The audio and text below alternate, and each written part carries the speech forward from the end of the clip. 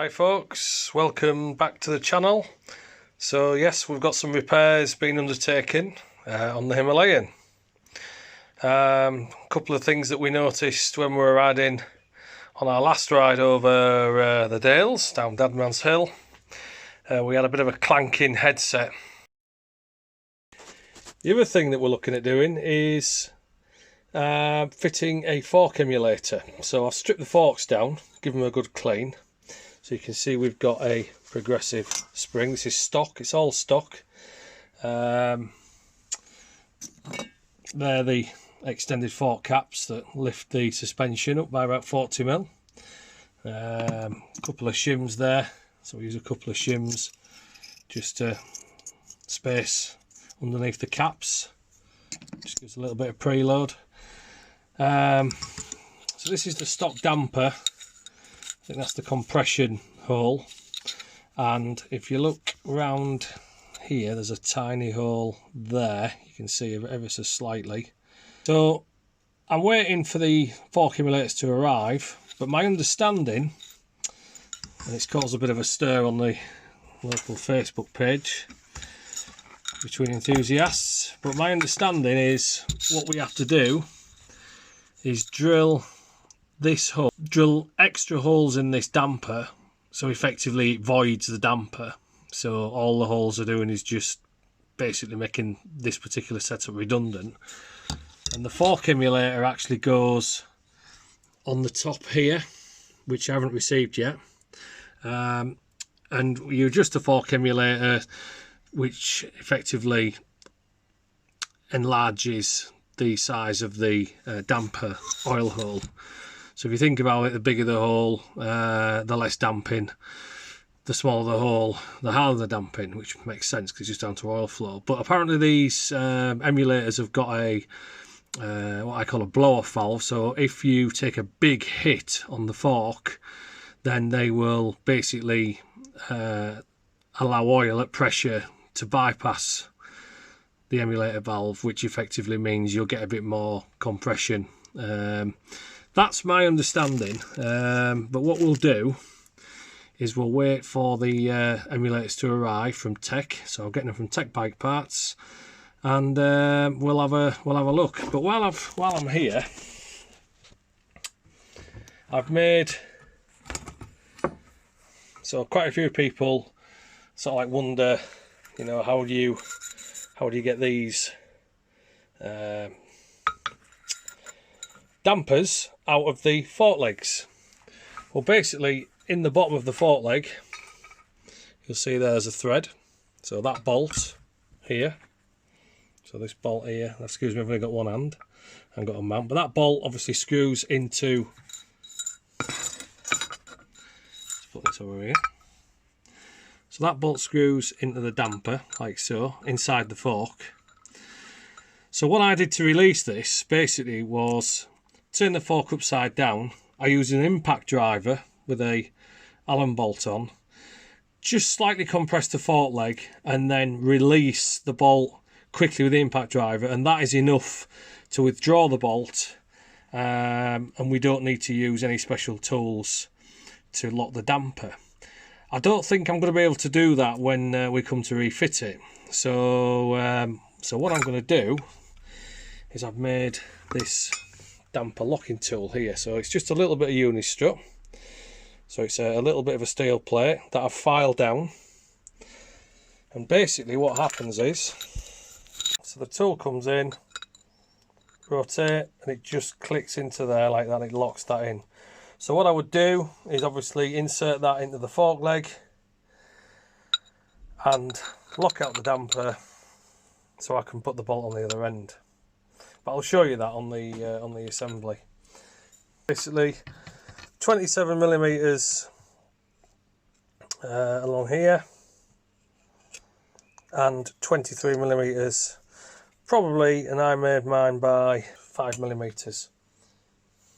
So just repeat, 27mm by 23mm by 5mm, and I've just literally rounded the corners off. So if you go into the camera so you can see there, corners are rounded off slightly.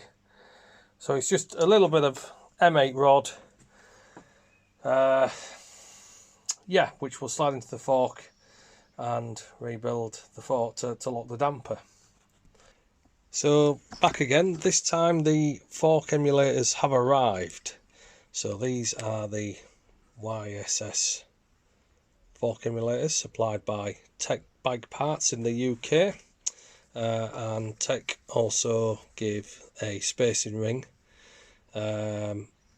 which is essential for it to work effectively. So we've got the instructions here, and there has been quite a big bit too far, that. Let's zoom out a little bit. There's been quite a big discussion online about drilling of the damper, and as we thought, you do need to drill the damper. You can see there on the instructions, so 6 or 8 mil hole.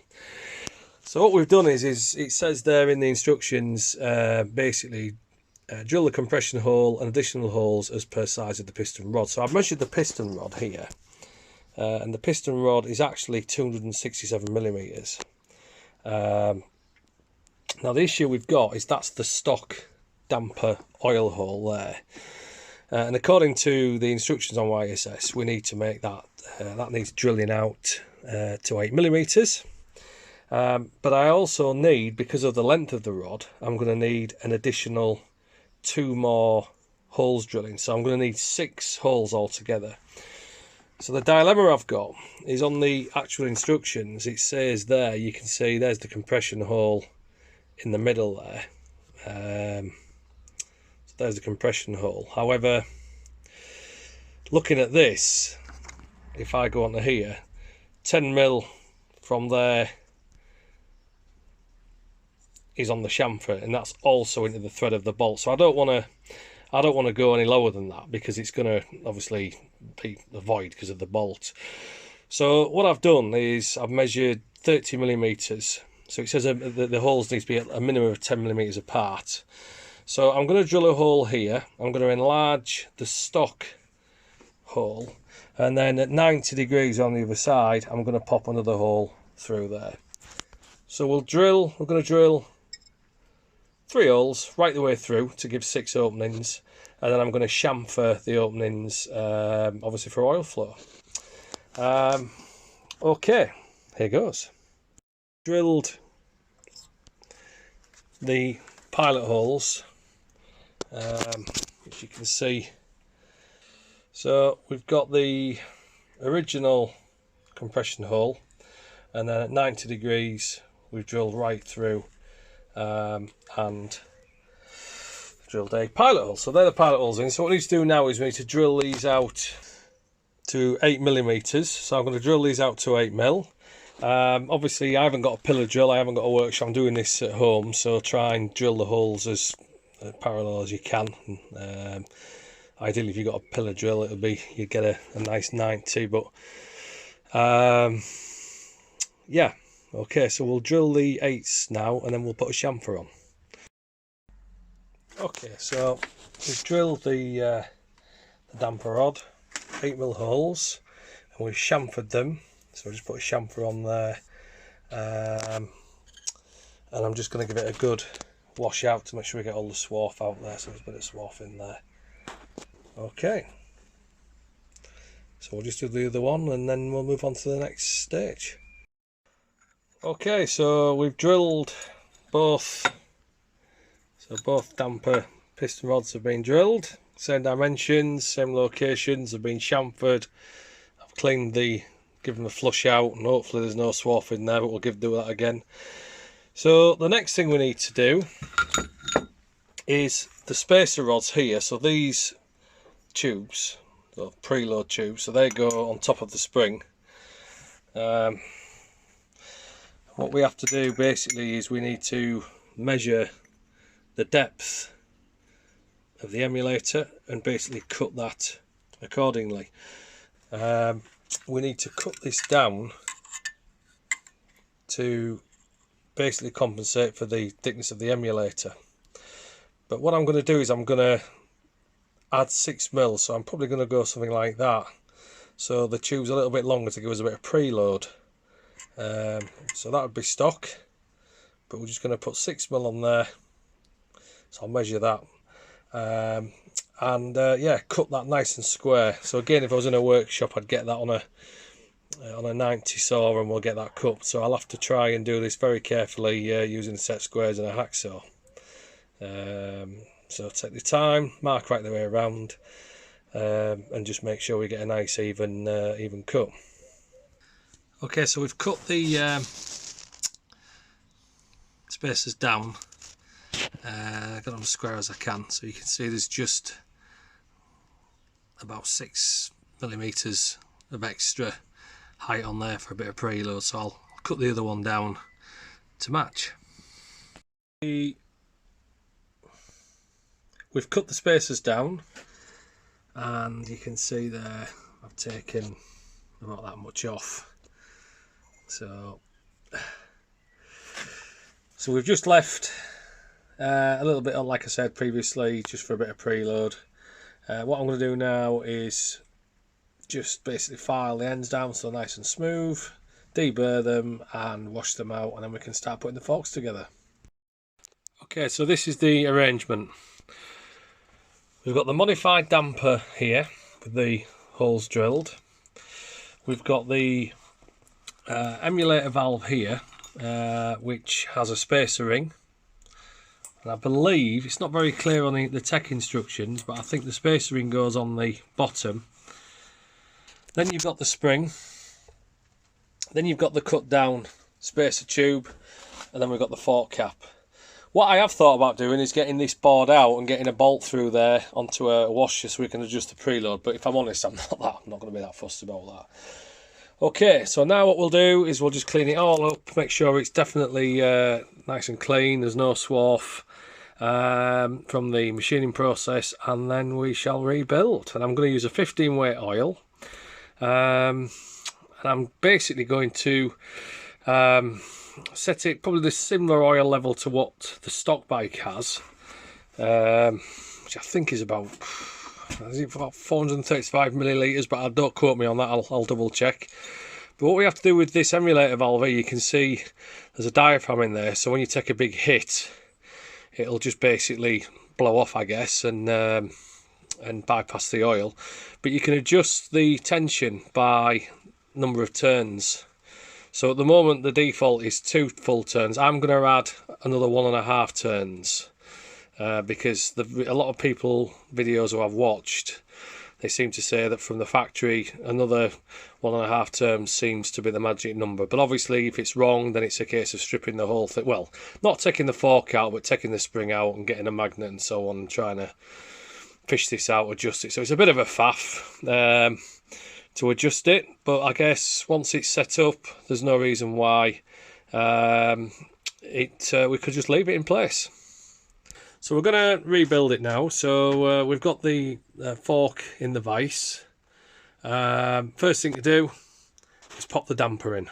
Make sure you've got the rebound spring on, and just pop that into there like so, and let that find its way down. Then with the locking tool we've made, insert the locking tool.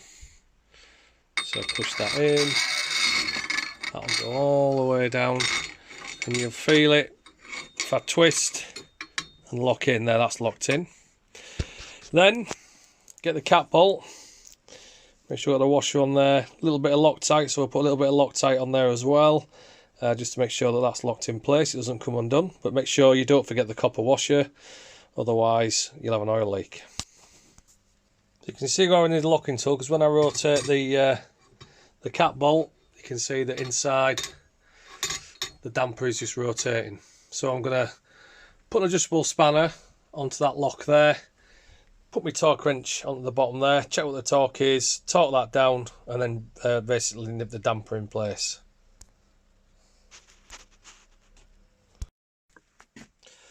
So we're going to use some 15 weight fork oil. I know the YSS kit, they go up to 20, well I think that uses a 20 weight. The stock setup recommends 10 weight. So we're going to go halfway. I've had people recommend that they do a mix of a 15 and 10. But I am on the heavy side, so I'm going to try the 15. And I've just had a look online, and it's 455 millilitres in each leg. Now again, if it was the full YSS kit, which this isn't, I've just fitted the emulators, and I think their spring length might be slightly different and so on. So I'm just going to go with the stock setup really, so 455 millilitres for stock, because end of the day, other than that little bit of preload we've put on the which we've left on the fork, the actual spacers, the internals of the fork pretty much are as stock, apart from obviously we drill some holes in there and we fit a damper valve. So we're going to go 555 millilitres. So I'm going to pour that into the fork without the spring. I'm going to pump the spring, the fork leg up and down just to get the air out. Okay, so we've put 455 millilitres in. So the next thing we need to do is drop down the spacer, the emulator valve, and then the spring. Plastic spacer. So there goes the emulator with the top in the up position. So we drop that down and that's in there like so. Got the spring in there now, and I'm putting the tight coils to the top.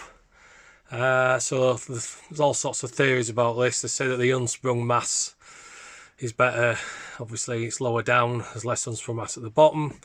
So we're going to put that up at the top. I'm going to slide the leg up now, put the cap on, and I think that's it. The emulator's gone in there, the spring's just pushing that down. I don't know if we can see in there. Probably can't see all the way down there, but anyway, it all seems to be sat nicely. So that's the near side done. Okay, so there's the extension cap. That's all built up now. What I did was rotate the actual the fork tube into the leg, just rotate it around, and it clicked. So I don't think the PD valve was actually set properly in the damper, but it feels okay. It's smooth, there's no oil leaks, so I'll do the same with the other leg and then we'll get them back on the bike. Okay, so we finally got everything back together again, although I forgot to fit the fork gaiters. So after taking the forks off again and putting the gaiters back on, we've also fitted the Hayden now K60 Scout tyre, because the TKC was getting quite worn. And I must admit, this tyre is pretty good in the gravel and the dry, not so good in the mud, so it'll probably be okay for a summer tyre. So the verdict, excellent. The front end feels much more premium. So you know the forks, the general feel of the bike feels, you know, like you're on a bike with with cartridge forks. You definitely feel the compression damp in there. The front wheel feels in contact with the ground significantly better. So in other words, you can just feel the wheel. You can feel the front end so much more. Off road, it soaks up the bumps very nicely. Gone over a few small potholes and didn't really feel a thing. Obviously the bigger potholes, you're going to feel something in there because the Himalayan suspension, it isn't a dirt bike, but it is significantly improved from the stock. You can definitely feel the compression damping. I've only got these emulators set at 2.5 turns. They will go up to 7. Honestly speaking, I don't think I'll need to go for 7. I think it's absolutely fine as it is. The front end feels more connected, even in the gravel, the loose stuff. It just feels like it's biting more. So yeah, really pleased with the feel of the bike. Much better. Not getting much fork dive, so when I put the brakes on, I'm not getting a great deal of fork dive now. And yeah, really happy with that, along with the Hagon shock at the back. I think the setup is absolutely perfect. So yeah, winner, highly recommended. Relatively easy to do yourself if you've got some basic engineering know-how. If you haven't, then to be fair, a garage could do it for you. An engineering company could do the drilling, the machining, probably for not a lot of money, but definitely worth it. I would definitely recommend. So thank you for watching. The next thing I'm going to do is fit some grease nipples in the swing arms. I'll save that for another day. But yeah, thanks a lot, and please subscribe, and any comments, let me know. Bye for now.